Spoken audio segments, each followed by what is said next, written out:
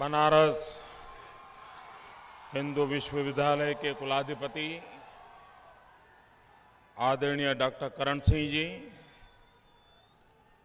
केंद्र में मंत्रिपरिषद की मेरी साथी श्रीमती स्मृति जुबिन ईरानी जी, उत्तर प्रदेश सरकार के मंत्री श्री दुर्गा प्रसाद जी, बनारस हिंदू विश्वविद्यालय के कुलपति प्रोफेसर गिरीश चंद्र त्रिपाठी जी, बनारस हिंदू विश्वविद्यालय के registrar doctor KP. Upadhyay ji और सभी विद्यार्थी दोस्तों, उनके अभिभावकों, यहाँ के सभी फैकल्टी के मेंबर्स, उपस्थित सर्व महानुभाव,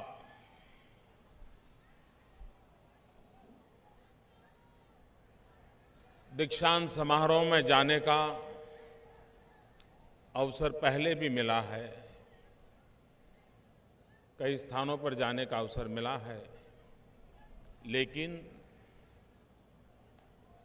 एक विश्वविद्यालय के शताब्दी के समय दीक्षांत समारोह में जाने का सौभाग्य कुछ और ही होता है।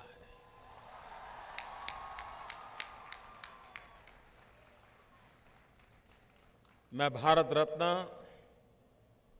महामना जी के चरणों में वंदन करता हूं कि 100 वर्ष पूर्व जिस बीज को उन्होंने बोया था वो आज कितना बड़ा विराट ज्ञान का, विज्ञान का, प्रेरणा का एक वृक्ष बन गया है।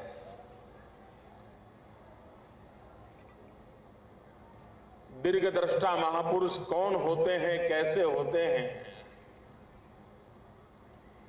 हमारे कालखंड में हम समकक्ष व्यक्ति को कभी कहें कि ये बड़े दीर्घदृष्टा हैं,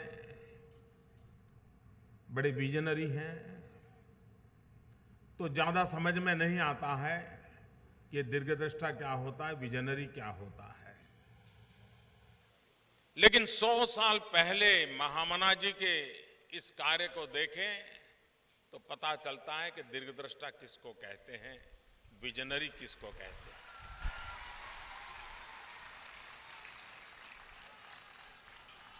गुलामी के उस कालखंड में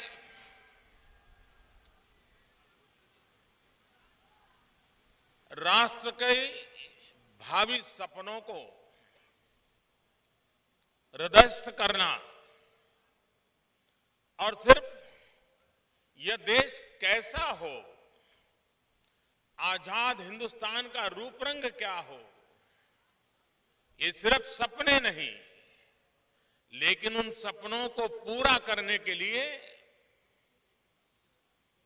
सबसे प्राथमिक आवश्यकता क्या हो सकती है, और वो है उन सपनों को साकार करे ऐसे मानव समुदाय को तैयार करना, ऐसे सामर्थ्यवान, ऐसे समर्पित मानवों की श्रृंखला शिक्षा और संस्कार के माध्यम से ही हो सकती है। और उस बात की पूर्ति को लेकर करने के लिए महामना जी ने ये विश्वविद्यालय का सपना देखा। अंग्रेज यहां शासन करते थे, वे भी यूनिवर्सिटियों का निर्माण कर रहे थे, लेकिन ज्यादातर प्रेसिडेंसीज में, चाहे कलकत्ता है, मुंबई है, ऐसे स्थान पर ही वो प्रयास करते थे। और वो उस प्रकार के मनुष्यों का निर्माण करना चाहते थे कि जिससे उनका कारोबार लंबे समय तक चलता रहे। महामना जी उन महापुरुषों को तैयार करना चाहते थे कि वे भारत की महान परंपराओं को संजोए हुए राष्ट्र को निर्माण में भारत की आजादी के लिए योग्य सामर्थ्य के साथ खड़े रहें और ज्ञान के अधिष्ठान पर खड़े रहें, संस्कारों की सरिता को लेकर के आगे बढ़े। ये सपना महामना जी ने देखा था।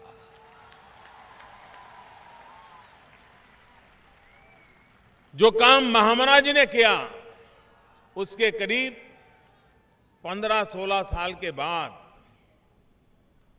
ये काम महात्मा गांधी ने गुजरात विद्यापीठ के रूप में किया था। करीब करीब दोनों देश के लिए कुछ करने वाले नौजवान तैयार करना चाहते थे।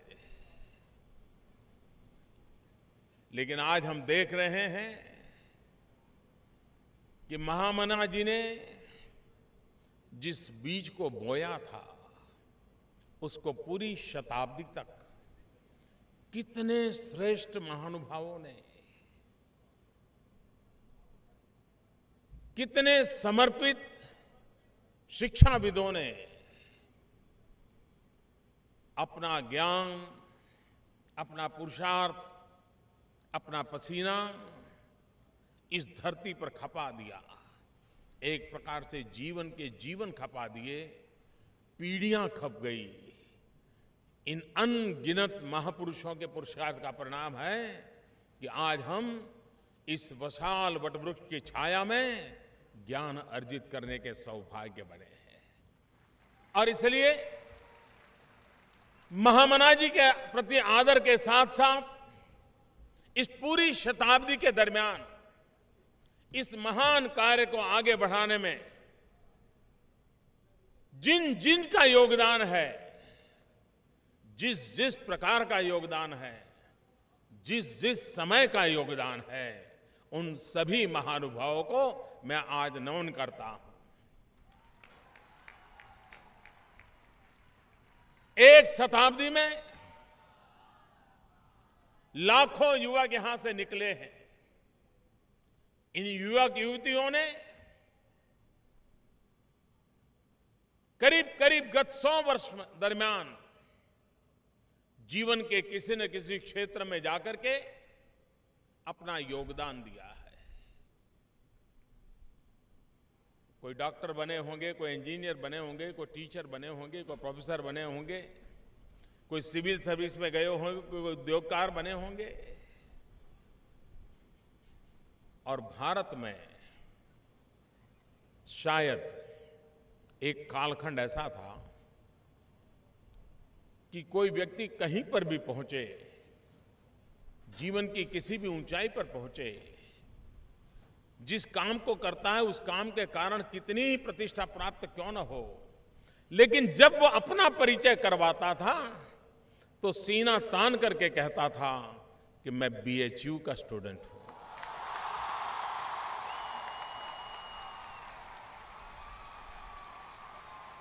मेरे नौजवान साथियों,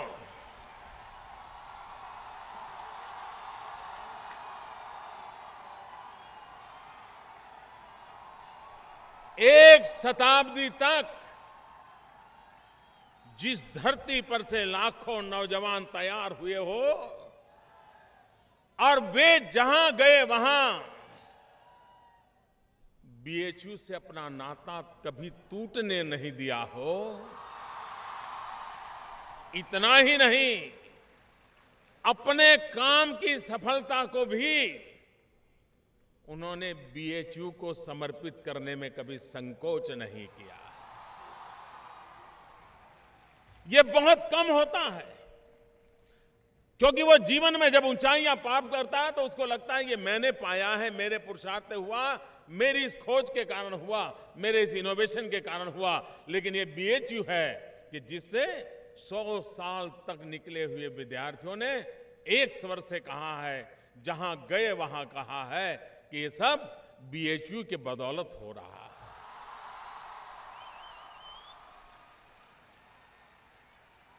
एक संस्था की ताकत क्या होती है, एक शिक्षा धाम व्यक्ति के जीवन को कहां से कहां पहुंचा सकता है। और सारी सिद्धियों के बावजूद भी जीवन में बीएचयू के एल्युमना होने का गर्व करता हो, मैं समझता हूं ये बहुत बड़ी बात है, बहुत बड़ी बात। और इसलिए लेकिन कभी कभी सवाल होता है कि बीएचयू का विद्यार्थी तो बीएचयू के लिए गौरवगान करता है, लेकिन क्या भारत के कोने कोने में 125 करोड़ देशवासियों के दिल में ये बीएचयू के प्रति वो श्रद्धा भाव पैदा हुआ है क्या? वो कौन सी कार्यशैली आई, वो कौन से विचार प्रवाह आए, वो कौन सी दुविधा आई जिसने इतनी महान परंपरा, महान संस्था को हिंदुस्तान के जन जन तक पहुंचाने में कहीं न कहीं संकोच किया। आज समय की मांग है कि न सिर्फ हिंदुस्तान, दुनिया देखे कि भारत की धरती पर कभी सदियों पहले हम जिस नालंदा, तक्षशिला, वल्लभी उसका गर्व करते थे, आने वाले दिनों में हम बीएचयू का भी हिंदुस्तानी के नाते गर्व करें। ये भारत की विरासत है, भारत की अमानत है, शताब्दियों के पुरुषार्थ से निकली हुई अमानत है, लक्षावधि लोगों की तपस्या का परिणाम है। आज बीएचयू यहां खड़ा है और इसलिए ये भाव अपनों, अपनी बातों का, अपनी परंपरा का गौरव करना और हिम्मत के साथ करना और दुनिया को सत्य समझाने के लिए सामर्थ्य के साथ करना, यही तो भारत से दुनिया की अपेक्षा है। मैं कभी कभी सोचता हूं, योग ये कोई नई चीज नहीं है। भारत में सदियों से योग की परंपरा चली आ रही है, सदियों से योग की परंपरा चली आ रही है। सामान्य मानवीय व्यक्तिगत रूप से योग के आकर्षित भी हुआ है। दुनिया के अलग अलग कोने में योग को अलग अलग रूप में जिज्ञासा से देखा भी गया है, लेकिन हम उस मानसिकता में जीते थे कि कभी हमें लगता नहीं था कि हमारे योग में वो सामर्थ्य है जो दुनिया को अपना कर सकता है। और पिछले साल जब यूनाइटेड नेशन ने योग को अंतर्राष्ट्रीय योग के दिवस के रूप में स्वीकार किया, दुनिया के 192 कंट्रीज उसके साथ जुड़ गए और विश्व ने गौरवगान किया, विश्व ने उसके साथ जुड़ने का आनंद किया। अगर अपने पास जो है उसके प्रति हम गौरव करेंगे तो दुनिया हमारे साथ चलने के लिए तैयार होती है। ये विश्वास ज्ञान के अधिष्ठान पर जब खड़ा रहता है, हर विचार की कसौटी पर कसा गया होता है, तब उसकी स्वीकृति और अधिक बन जाती है। बीएचयू के द्वारा ये निरंतर प्रयास चला है। आज जिन छात्रों का हमें सम्मान करने का अवसर मिला, मैं उनको, उनके परिवारजनों को हृदय से बधाई देता हूं। जिन छात्रों को आज अपनी शिक्षा की पूर्ति के बाद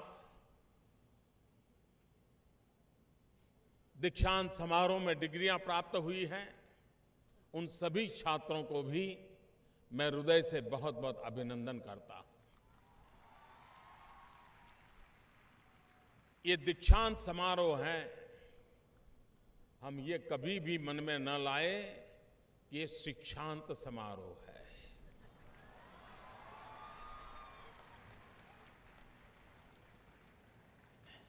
कभी कभी तो मुझे लगता है दीक्षांत समारोह सही अर्थ में शिक्षा के आरंभ का समारोह होना चाहिए। ये शिक्षा के अंत का समारोह नहीं है।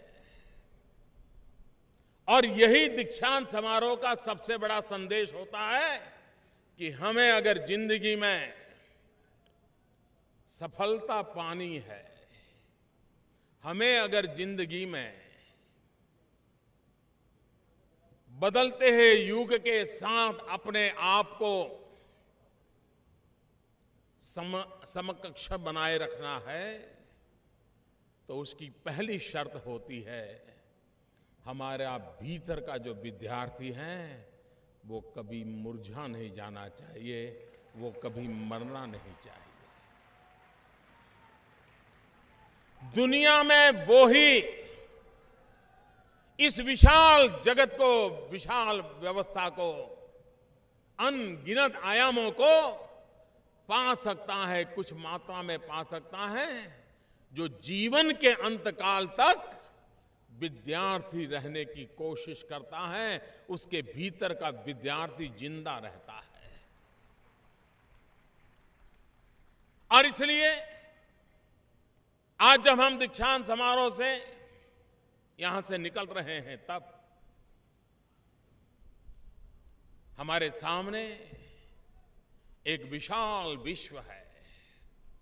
पहले तो हम ये कुछ स्क्वायर किलोमीटर के विश्व में गुजारा करते थे, परिचितों से मिलते थे,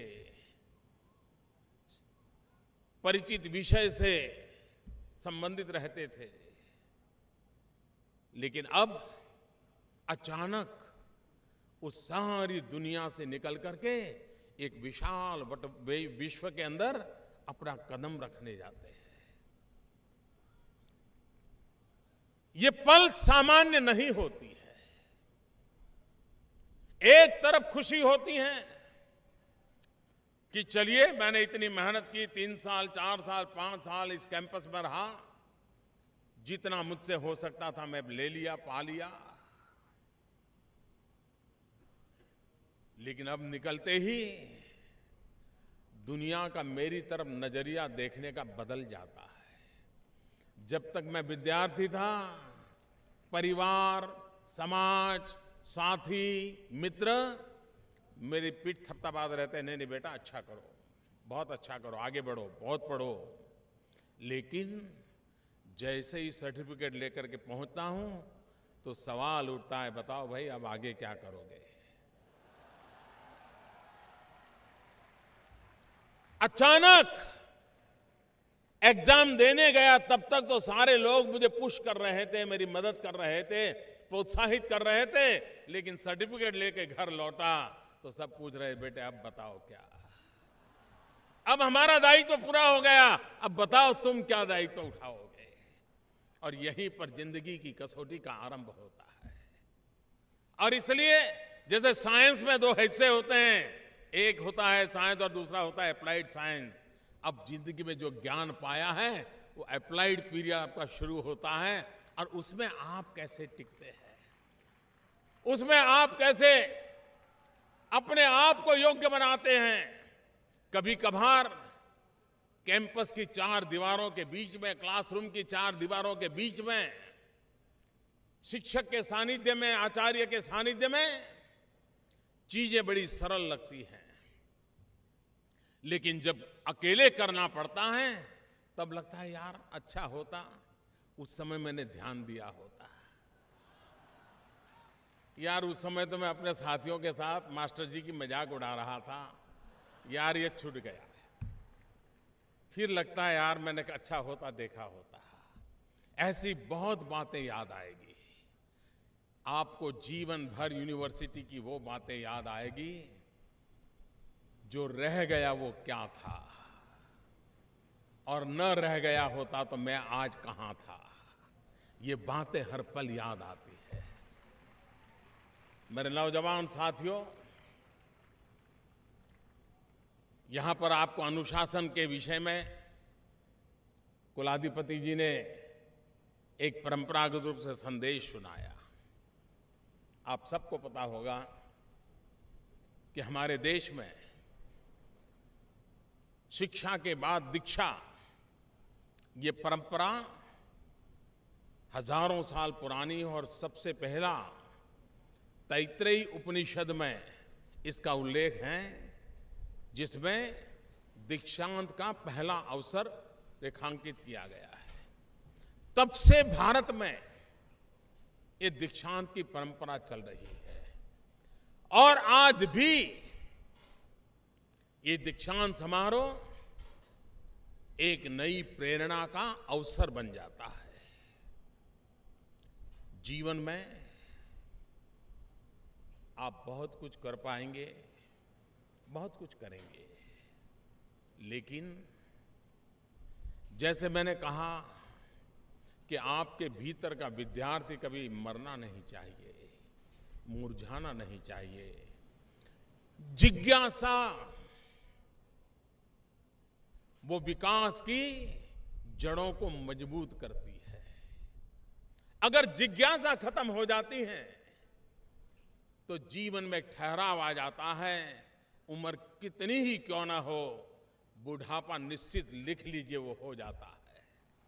और इसलिए हर पल नित्य नूतन जीवन कैसे हो, हर पल भीतर नई चेतना कैसे प्रकट हो, हर पल नया करने का उमंग वैसा ही हो जैसा 20 साल पहले कोई नई चीज करने के समय हुआ था। तब जाकर के देखिए जिंदगी जीने का मजा कुछ और होता है।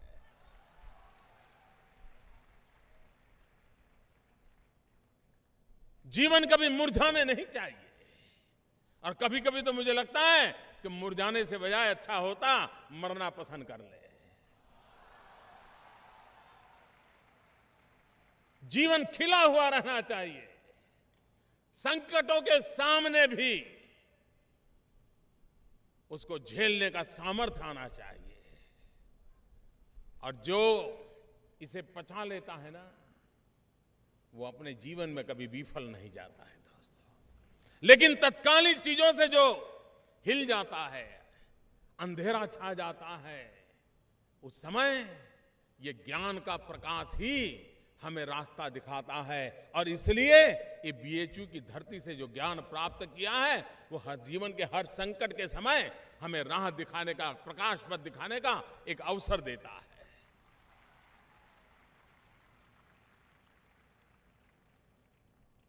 देश और दुनिया के सामने बहुत सारी चुनौतियां हैं। क्या उन चुनौतियों में भारत अपनी कोई भूमिका अदा कर सकता है क्या? क्यों न हमारे ये संस्थान, हमारे विद्यार्थी आने वाले युगों के लिए मानव जात को, विश्व को कुछ देने के सपने क्यों न देखें? और मैं चाहूंगा कि बीएचयू से निकल रहे छात्रों के दिल दिमाग में ये भाव सदा सर्वदा रहना चाहिए कि मुझे जो है उसे अच्छा करूं, वो तो है, लेकिन मैं कुछ ऐसा करके जाऊं जो आने वाले युगों तक का काम करे। समाज जीवन की ताकत का एक आधार होता है इनोवेशन। नए नए अनुसंधान सिर्फ पीएचडी डिग्री पास प्राप्त करने के लिए कट पेस्ट वाली दुनिया से नहीं। मैं तो सोच रहा था कि शायद ये बात बीएचयू वालों को तो पता ही नहीं होगी, लेकिन आपको भली भांति पता है। लेकिन मुझे विश्वास है कि आप उसका उपयोग नहीं करते होंगे। हमारे लिए आवश्यक है इनोवेशन, और वो भी कभी कभार हमारे अपने निकट की स्थितियों के लिए भी। मेरे मन में एक बात कई दिनों से पीड़ा देती है। मैं दुनिया के कई नोबेल लॉरिएट से मिलने गया जिन्होंने मेडिकल साइंस में कुछ काम किया है, और मैं उनके सामने एक विषय रखता था। मैंने कहा, मेरे देश में जो आदिवासी भाई बहन है वो जिस इलाके में रहते हैं उस बेल्ट में परंपरागत रूप से एक सिकल सेल की बीमारी मेरे आदिवासी परिवारों को तबाह कर रही है। कैंसर से भी भयंकर होती है और व्यापक होती है। मेरे मन में दर्द रहता है कि आज का विज्ञान, आज की ये सब खोज, कैंसर के मरीज के लिए नित्य नई नई चीजें आ रही हैं। क्या मेरे इस सिकल सेल से पीड़ित मेरे आदिवासी भाइयों बहनों के लिए शास्त्र कुछ लेकर के आ सकता है? मेरे नौजवान कुछ इनोवेशन लेकर के आ सकते हैं क्या? वे अपने आप को खपा दे, खोज करें, कुछ दें, और शायद दुनिया के किसी और देश में खोज करने वाला जो दे पाएगा उससे ज्यादा यहां वाला दे पाएगा, क्योंकि वो यहां की रुचि, प्रकृति, प्रवृत्ति से परिचित है। और तब जाकर के मुझे बीएचयू के विद्यार्थियों से अपेक्षा रहती है कि हमारे देश की समस्याएं, उन समस्याओं के समाधान में हम आने वाले युग को देखते हुए कुछ दे सकते हैं क्या? आज विश्व ग्लोबल वार्मिंग, क्लाइमेट चेंज बड़ा परेशान है। सारे दुनिया के देश अभी पेरिस में मिले थे COP21 में। पूरे विश्व का 2030 तक 2 डिग्री टेम्परेचर कम करना है, 2 डिग्री। सारा विश्व मशक्कत कर रहा है, कैसे करें। और अगर ये नहीं हो पाया तो पता नहीं कितने आइलैंड डूब जाएंगे, कितने समुद्री तट के शहर डूब जाएंगे, पता नहीं ये ग्लोबल वार्मिंग के कारण पता नहीं क्या से क्या हो जाएगा। पूरा विश्व चिंतित है। हम वो लोग हैं जो प्रकृति को प्रेम करना हमारी रगों में है। हम वो लोग हैं जिन्हें पूरे ब्रह्मांड को अपना एक परिवार माना हुआ है। हमारे भीतर, हमारी जहन में वो तत्व ज्ञान तो भरा पड़ा है। और तभी तो बालक छोटा होता है तो माँ उसे शिक्षा देती है कि देखो बेटे, ये जो सूरज है ना, ये तेरा दादा है, और ये चांद है, ये तेरा मामा है। पौधे में परमात्मा देखता है, नदी में मां देखता है। ये जहां पर संस्कार है, जहां प्रकृति का शोषण गुनाह माना जाता है, exploitation of nature is a crime, milking of the nature, यही हमें अधिकार है। ये जिस धरती पर कहा जाता है, क्या दुनिया को ग्लोबल वार्मिंग के संकट से बचाने के लिए कोई नए आधुनिक इनोवेशन के साथ मेरे भारत के वैज्ञानिक बाहर आ सकते हैं क्या? मेरे भारत की संस्थाएं बाहर आ सकती हैं क्या? हम दुनिया को समस्याओं से मुक्ति दिलाने का एक ठोस रास्ता दिखा सकते हैं क्या? भारत ने बेड़ा उठाया है। 2030 तक दुनिया ने जितने संकल्प किए उससे ज्यादा हम करना चाहते हैं, क्योंकि हम मानते हैं, हम ये सदियों से मानते आए हुए हैं कि प्रकृति के साथ संवाद होना चाहिए, प्रकृति के साथ संघर्ष नहीं होना चाहिए। ये हम मानते आए हैं। लेकिन आज अभी एक हमने 2 इनिशिएटिव लिए हैं। एक अमेरिका, फ्रांस, भारत और बिल गेट्स का एनजीओ, हम मिलकर के इनोवेशन पे काम कर रहे हैं कि जो रिन्यूएबल एनर्जी को अफोर्डेबल कैसे बनाएं, सोलर एनर्जी को अफोर्डेबल कैसे बनाएं, सस्टेनेबल कैसे बनाएं, उस पर काम कर रहे हैं। दूसरा, दुनिया में वो देश जहां 300 दिवस से ज्यादा सूर्य की गर्मी का प्रभाव रहता है, ऐसे देशों का एक संगठन किया है। पहली बार दुनिया के 122 देश जहां सूर्य की आशीर्वाद रहते हैं, उनका एक संगठन हुआ है और उसका वर्ल्ड कैपिटल हिंदुस्तान में बनाया गया है। उसका सेक्रेटरीट अभी फ्रांस के राष्ट्रपति आए तो उस दिन उद्घाटन किया गया। लेकिन इरादा यह है कि ये देश, दुनिया जब संकट झेल रही है, हम क्या करें। हमारा उत्तर प्रदेश गन्ना किसान परेशान रहता है, लेकिन गन्ना के रस से इथेनॉल बनाएं, पेट्रोलियम प्रोडक्ट के अंदर उसको जोड़ दें तो एनवायरनमेंट को फायदा होता है, मेरे गन्ना किसान को भी फायदा हो सकता है।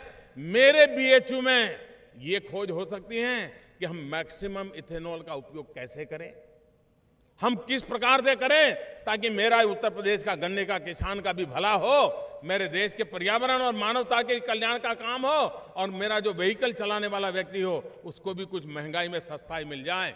ये चीजें हैं जिसके इनोवेशन की जरूरत है। हम सोलर एनर्जी पे काम कर रहे हैं। भारत ने 175 गीगावाट सोलर एनर्जी का सपना रखा है, रिन्यूएबल एनर्जी का सपना रखा है, उसमें 100 गीगावाट सोलर एनर्जी है। लेकिन आज जो सोलर एनर्जी की इक्विपमेंट है उसकी कुछ सीमाएं हैं। क्या हम नए आविष्कार के द्वारा उसमें और अधिक फल मिले और अधिक ऊर्जा मिले, ऐसे नए आविष्कार कर सकते हैं क्या? मैं नौजवान साथियों को आज ये चुनौतियां देने आया और मैं इस बीएचयू की धरती से हिंदुस्तान के और विश्व के युवकों को आह्वान करता हूं, आइए आने वाली शताब्दी में मानव जात जिन संकटों से जूझने वाली है उसके समाधान के रास्ते खोजने का, इनोवेशन के लिए आज हम खप जाएं। दोस्तों, सपने बहुत बड़े देखने चाहिए। अपने लिए तो बहुत जीते हैं, सपनों के लिए मरने वाले बहुत कम होते हैं, और जो अपने के लिए नहीं सपने के लिए जीते हैं वही तो दुनिया में कुछ कर दिखाते हैं। आपको एक बात का आश्चर्य हुआ होगा कि यहां पर आज मेरे अपने पर्सनल कुछ मेहमान मौजूद है इस कार्यक्रम में, और आपने भी उनको देख करके हैरानी हुई होगी। ये मेरे जो पर्सनल मेहमान हैं, जिसको मैंने विशेष रूप से आग्रह किया यूनिवर्सिटी को कि मेरे इस कॉन्वोकेशन का जब कार्यक्रम हो, ये सारे नौजवान आते हो तो उस कार्यक्रम का भाग लेने के लिए उनको बुलाइए। गवर्नमेंट स्कूल सामान्य, उस स्कूल के कुछ बच्चे यहां बैठे हैं, ये मेरे खास मेहमान हैं।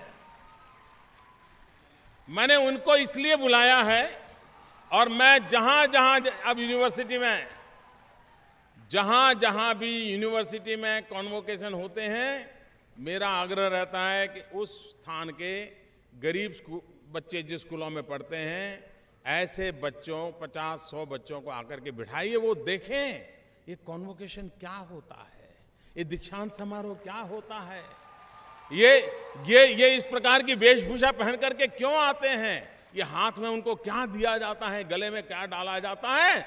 ये बच्चों के सपनों को संजोने का एक छोटा सा काम आज यहां हो रहा है। आश्चर्य होगा, सारी व्यवस्था में एक छोटा सा घटना है, लेकिन इस छोटी सी घटना में भी एक बहुत बड़ा सपना पड़ा हुआ है। मेरे देश के गरीब से गरीब बच्चे जिनको ऐसी चीजें देखने का अवसर नहीं मिलता है, मेरा आग्रह रहता है कि आए देखें। और मैं विश्वास कहता हूं, जो बच्चे आज ये देखते हैं ना, वो अपने मन में बैठे बैठे देखते होंगे कभी मैं भी यहां जाऊंगा, मुझे भी वहां जाने का मौका मिलेगा, कभी मेरे सर पे भी पगड़ी होगी, कभी मेरे गले में भी 5-7 गोल्ड मेडल होंगे। ये सपने आज ये बच्चे देखते होंगे। मैं विश्वास करूंगा जिन बच्चों को आज गोल्ड मेडल मिला है वे जरूर इन बच्चों को मिले, उनसे बातें करें, उनमें एक नया विश्वास पैदा करें। यही तो है दीक्षांत समारोह, यहीं से आपका काम शुरू हो जाता है। मैं आज जो लोग जा रहे हैं,